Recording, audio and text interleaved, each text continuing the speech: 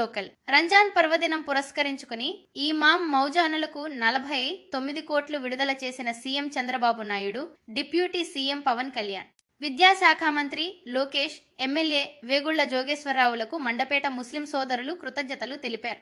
కపిలేశ్వరపురం మండలం టేకి గ్రామంలోని మసీదు నందు ఏర్పాటు చేసిన మీడియా సమావేశంలో మండల మైనార్టీ సెల్ అధ్యక్షుడు, టేకి మసీదు చైర్మన్ కరీం సాహెబ్ మాట్లాడుతూ రంజాన్ పండుగకు 2 రోజులు ముందుగానే మౌజన్లకు 49 కోట్లు గౌరవ వేతనం మంజూరు చేయడం వలన సంతోషంగా పండుగ జరుపుకుంటున్నారని ప్రశంసించారు.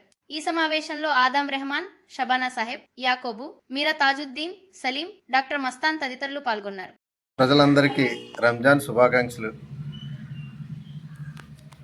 ఈరోజు 2 రోజుల ముందుగా మన రాష్ట్ర ప్రభుత్వం ఇమాం మౌజాన్లకి 45 కోట్లు ఇవ్వడం చాలా ఆనందంగా ఉంది.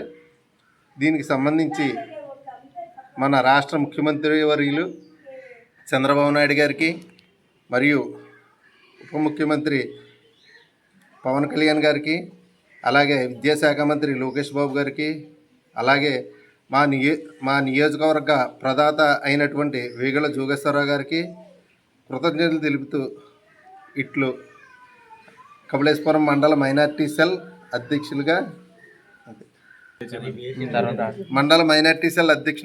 కరీం సాహెబ్ని చెప్పడం జరిగింది.